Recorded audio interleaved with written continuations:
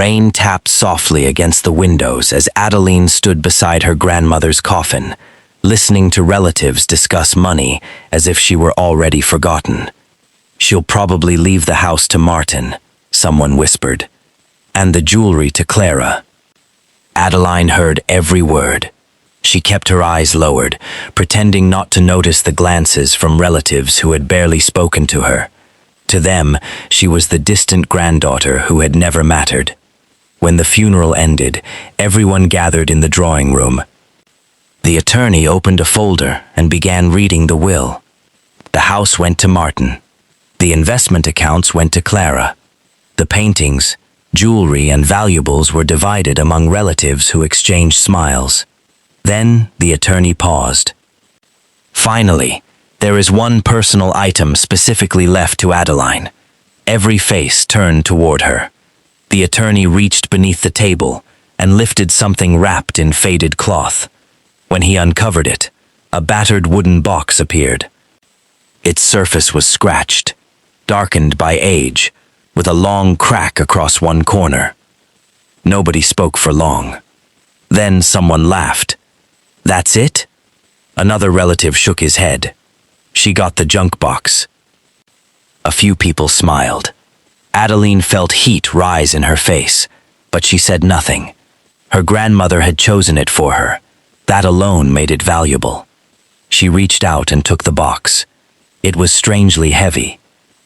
As her fingers moved beneath it, she felt something carved into the wood. Adeline turned the box slightly. There, almost hidden beneath dust, was a tiny engraved symbol, a circle crossed by 3 thin lines. Her breath caught.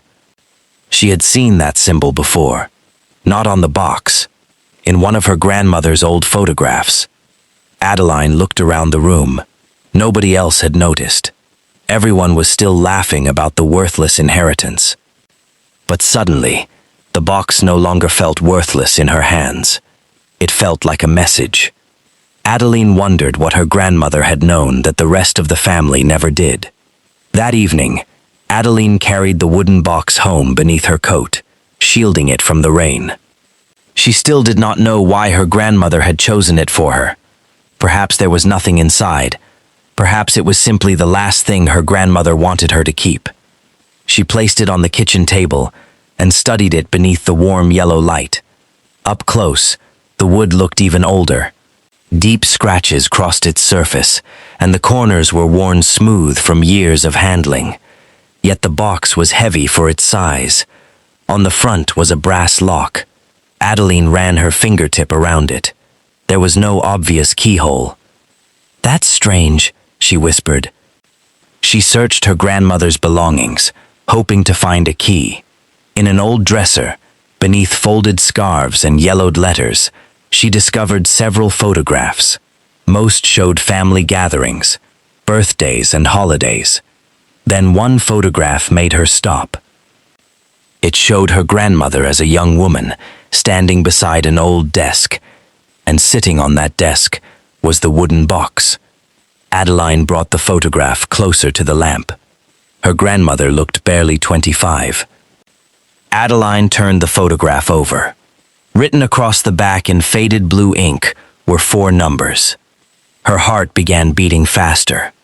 She looked from the photograph to the box. The scratches were the same. Even the brass lock appeared identical. But there was something else. In the corner of the photograph, barely visible behind the box, was the same strange symbol Adeline had noticed earlier. She stared at it for several seconds. The box had been in her grandmother's possession for decades, maybe longer. Adeline sat down slowly, the photograph trembling between her fingers. If the box had existed in 1957, why had nobody mentioned it? And why had her grandmother waited until the end of her life to give it to her? For the first time, Adeline wondered whether the inheritance everyone had laughed at was actually the only inheritance that mattered. Adeline turned the box over. Her grandmother had left too many questions behind. As her thumb passed along the bottom, she felt a slight movement. She froze. One wooden panel was loose. Using the edge of a butter knife, Adeline carefully lifted it. A narrow gap appeared beneath the panel, revealing a tiny folded piece of paper. Her grandmother's handwriting covered the front. Adeline unfolded it with trembling fingers. "If they tell you the box is worthless, believe them, but only for now." She read the sentence twice. A cold sensation traveled down her arms. Her relatives had called the box worthless before they even knew what was inside. Had her grandmother expected that? Adeline looked at the old photograph again, then at the strange symbol carved into the wood. She needed answers. She examined every inch of the box. Eventually, she noticed that the brass lock moved slightly when pressed from one side. A soft click sounded. The bottom compartment shifted open. Inside rested a small brass key, beside another folded note. Adeline lifted the key first. It was unusually heavy, with a narrow head engraved with the same symbol. She opened the note. This time there was no warning, only an address. Beneath it were 5 words. The land they said was sold. Adeline stared at the message. She recognized the property name immediately. It belonged to her family decades ago, before supposedly being sold after a financial crisis. Her grandmother had never spoken about it. As far as Adeline knew, the land had disappeared from the family records. Yet here it was, written inside a compartment. She searched through her grandmother's files until she found a property map. The address matched. Adeline's pulse quickened. The box was not hiding money. It was hiding a path. And somewhere at the end of that path was something her grandmother had spent a lifetime protecting. Outside, rain began striking the windows. Adeline closed her hand around the brass key. For the first time, she was afraid of what she might discover. The following morning, Adeline drove toward the property, with the brass key resting in her pocket. According to the family records, the land had been sold decades ago.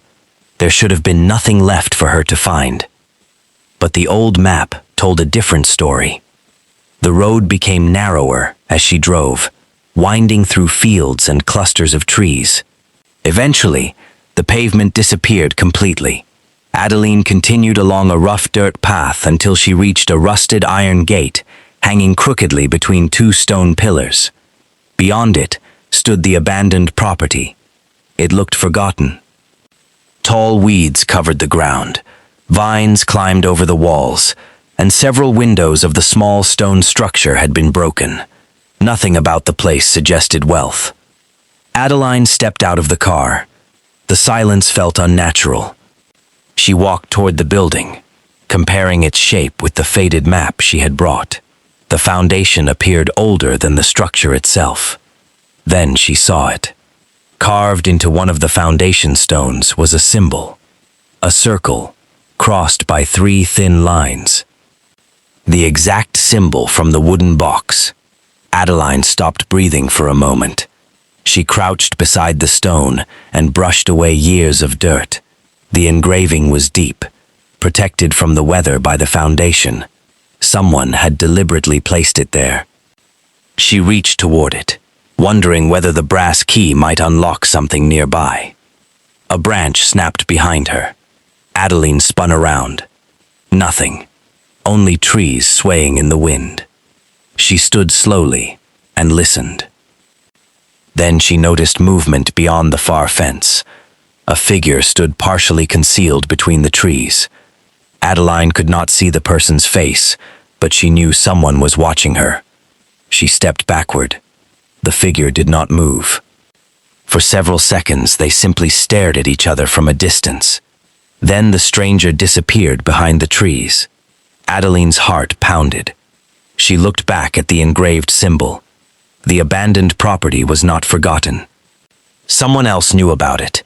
And judging by the way that stranger had been watching her, Adeline was no longer the only person searching for whatever her grandmother had hidden there. When Adeline returned home, she tried to convince herself that the stranger at the property had been a coincidence. But before she could settle her thoughts, someone knocked on her door. A man stood outside, wearing a dark coat and carrying a folder. He introduced himself as Victor Hale, claiming to represent a distant branch of Adeline's family. "I only came to ask about your grandmother," he said politely. Adeline remained in the doorway. Victor's eyes moved toward the table behind her. "Did she leave you anything unusual?" The question made Adeline's stomach tighten. "What do you mean?" "Old belongings. Documents. Perhaps a wooden box." Victor smiled. "That box has sentimental value to our family," he said. "I would be willing to make you a generous offer." He opened his folder and showed her a figure so large that Adeline forgot to breathe. It was more money than she had ever possessed. Still, she shook her head. "No." Victor's smile disappeared. "You should think carefully. I already have." He left without another word. That night, Adeline locked every window before bed. Sometime after midnight, she woke to a faint sound downstairs. Glass breaking. Her heart raced. She stayed frozen for several seconds before quietly reaching for her phone. Then she heard footsteps. Adeline locked herself in the bedroom and called the police. When they arrived, the intruder was gone. The house looked disturbed. Drawers had been pulled open. Cabinets stood wide. Papers covered the floor. But nothing valuable was missing. Her laptop was untouched. Jewelry remained where she had left it. Even the small amount of cash in the kitchen drawer was still there. Adeline slowly walked toward the table. The wooden box was gone. She stopped. The fear inside her suddenly became certainty. Victor had not wanted the box because of sentimental value. Someone was willing to break into her home for it. And whatever her grandmother had hidden inside that old piece of wood was important enough to frighten people who had spent decades keeping it secret. Adeline barely slept that night. Every creaking floorboard reminded her that someone had entered her home, searching for the wooden box. Yet fear was slowly giving way to something stronger. Determination. She returned to her grandmother's papers and began searching through everything she had overlooked. For hours, she opened envelopes, examined photographs, and read letters written in fading ink. Then she discovered a folder marked with a date from 1958. Inside were newspaper clippings about a financial collapse that had nearly destroyed the family. According to the official story, the family had lost everything after failed investments. Their properties were sold, accounts emptied, and the fortune supposedly disappeared. But her grandmother had written notes across the margins. This was not a collapse. Adeline stared at the words. Beneath them, another sentence had been underlined twice. Someone moved the money before anyone knew it was gone. Her hands began to tremble. She searched deeper and found copies of bank statements, property transfers, and handwritten calculations. The documents suggested that enormous sums had been transferred shortly before the family supposedly became bankrupt. Someone had planned it. Someone inside the family. Adeline found a note in her grandmother's handwriting. Trust was the weapon. Blood made the betrayal possible. She leaned back, stunned. The fortune had not vanished. It had been deliberately hidden. Suddenly, the wooden box made sense. Its unusual weight, the secret compartment, the engraved symbol, the hidden key. Her grandmother had not preserved a possession. She had created a way to protect evidence without revealing what it proved. Adeline imagined her grandmother earlier, knowing someone was searching for the truth, and realizing that hiding everything together would be too dangerous. The box had been designed to survive generations, to wait for the right person. Adeline looked at the empty space where it had rested. Whoever had taken it believed they had stolen the secret. But Adeline knew something they didn't. Her grandmother had left clues in more than one place. The box was only the beginning.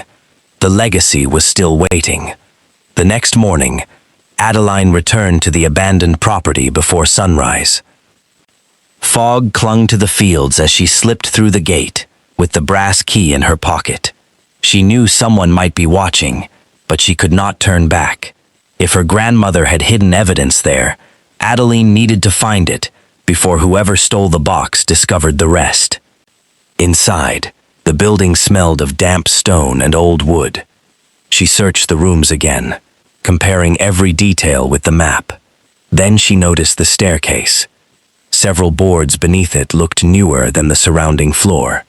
Adeline knelt and pulled one loose. A narrow opening appeared. Behind the wood was a metal compartment, protected by a lock. Her hand tightened around the brass key. It fit perfectly. With a click, the lock opened. Inside lay a leather ledger wrapped in cloth. Adeline lifted it. The pages were filled with names, dates, payments, property purchases, and account numbers. Some entries showed enormous sums moving between private accounts shortly before the family supposedly lost everything.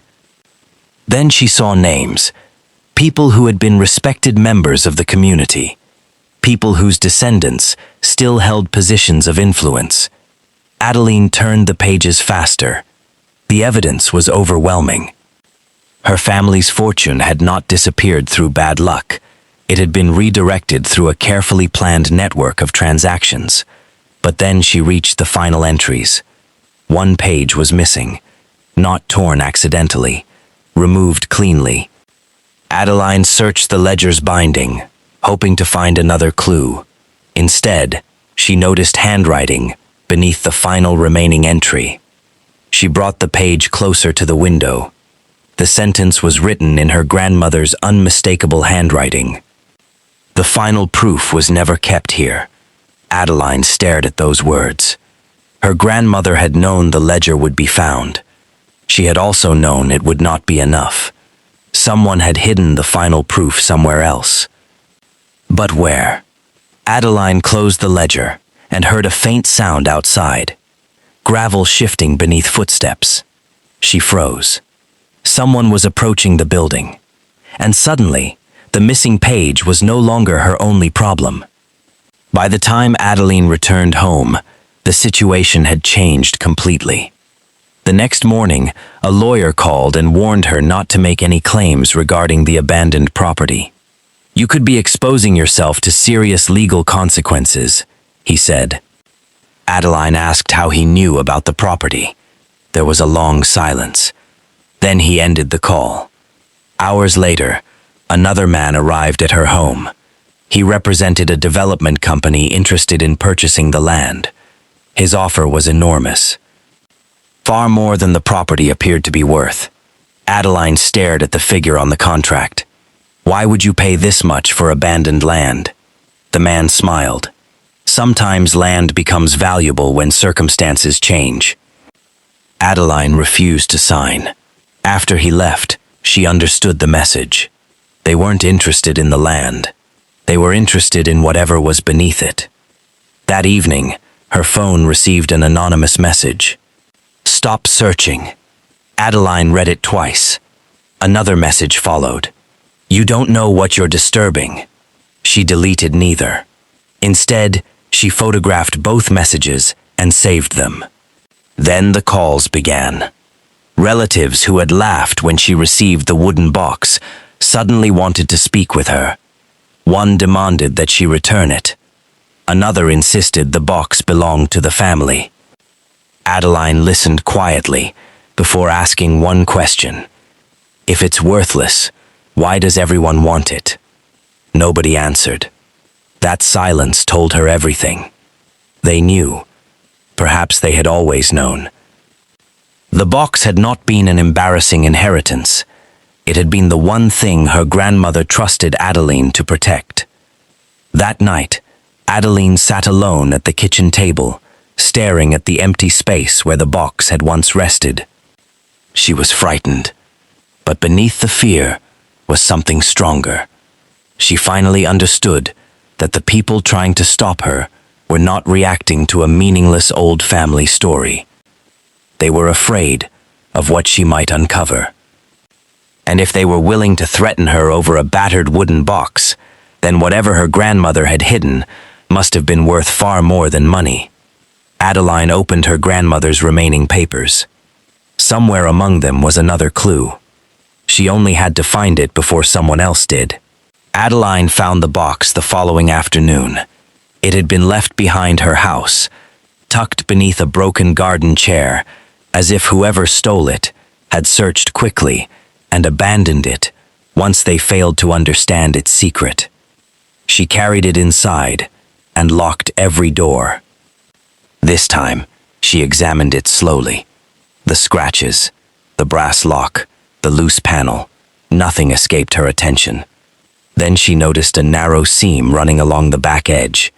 Pressing both thumbs against it, Adeline heard a faint click. A deeper compartment opened. Inside were documents wrapped in oilcloth, preserved with extraordinary care. There was an old black-and-white photograph showing her great-grandfather standing before a large estate, a coded map covered with symbols, and a sealed envelope with her name written across it. Adeline's breath caught. She opened the letter. Her grandmother's words were calm, almost tender. The wooden box, she explained, had never been meant to hold the family fortune. It was created to protect the path leading to it. Wealth could be stolen, but knowledge could survive if hidden carefully enough. Adeline unfolded the remaining papers. They described how the family's most valuable asset had been transferred into a private trust decades earlier, just before the supposed financial collapse. The transfer had been legal, but the original ownership records were hidden after someone inside the family attempted to seize everything. Her grandmother had spent years protecting those records. She had known that revealing them too soon would put everyone connected to the truth in danger. The coded map pointed toward another location. The photograph showed the estate before it disappeared from family history, and at the bottom of one document was a sentence that made Adeline's hands tremble. The trust still exists. For decades, everyone had believed the family's greatest wealth was gone. It wasn't. It had been waiting, protected by a chain of clues that ended with Adeline. She looked at the battered wooden box. For the first time, she understood why her grandmother had trusted no one else. The box had never been worthless. It had been a key, and now Adeline finally knew what it was meant to unlock. The final clue led Adeline farther than she had expected. Following the coded map, she reached an old archive hidden behind the remains of her family's original estate. The building looked forgotten, its stone walls covered in ivy, but the brass key opened a narrow door inside. Beyond it stood rows of cabinets filled with records. Adeline searched for hours until she found a collection bearing her great-grandfather's name. Inside were documents that changed everything. Deeds, trust agreements, property records, financial statements. Her hands trembled as she read them. The properties her family supposedly sold had never been legally transferred. The signatures used in the supposed sales were incomplete, and the original deeds remained protected within a private trust established by her great-grandfather. But there was more. The trust had continued operating quietly for decades. Investments had generated income. Properties had increased in value.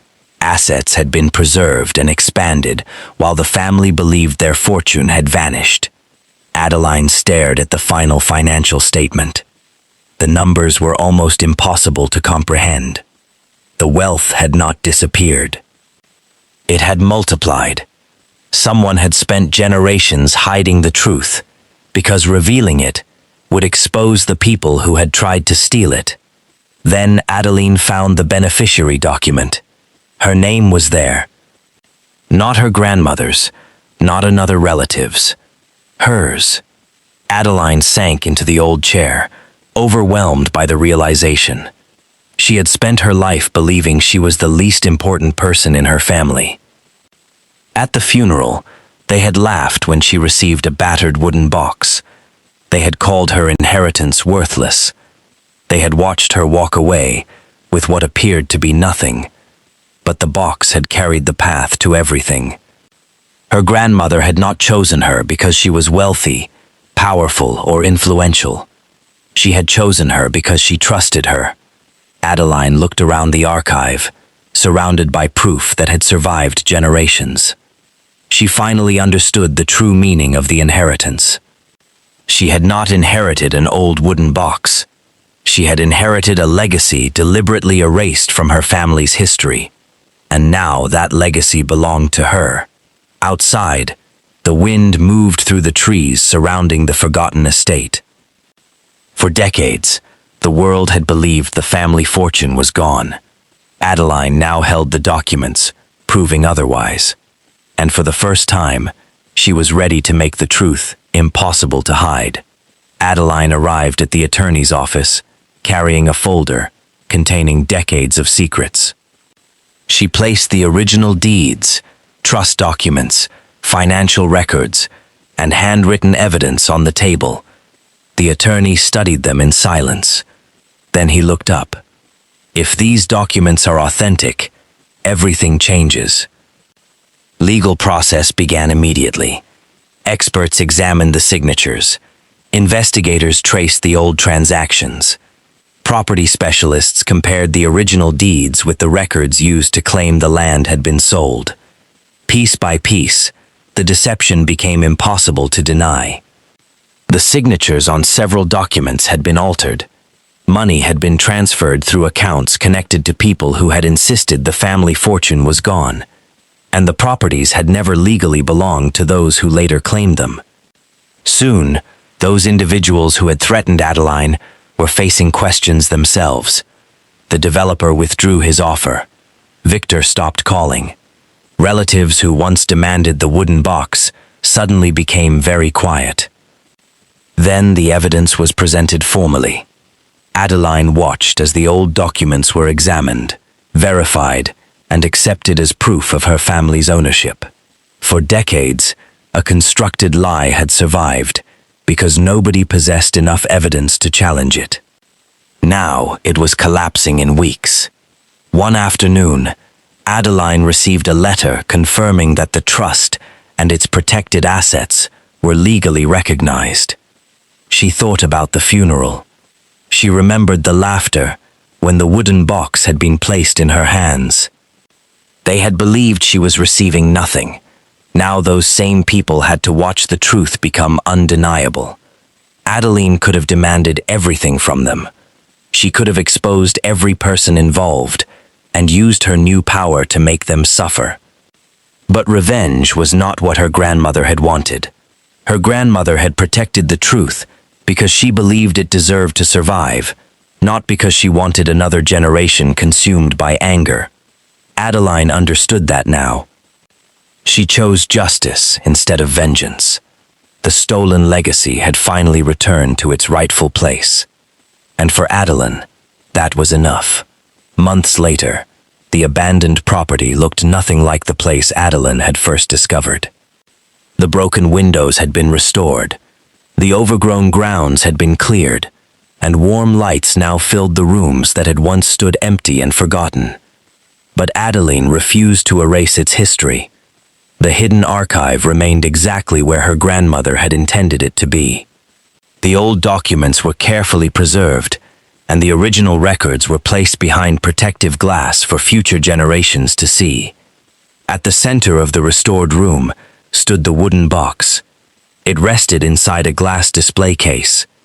It contained no gold, no diamonds, no secret fortune waiting beneath its lid. Yet Adeline considered it the most valuable thing she had ever inherited. Whenever she looked at it, she remembered the funeral, the laughter, and the relatives who had called it worthless. They had judged its value by what they could see. Adeline had learned to look deeper. The recovered legacy could have changed her completely. She could have surrounded herself with luxury and spent the rest of her life proving everyone wrong. Instead, she chose something different. Part of the fortune went toward preserving the historic property.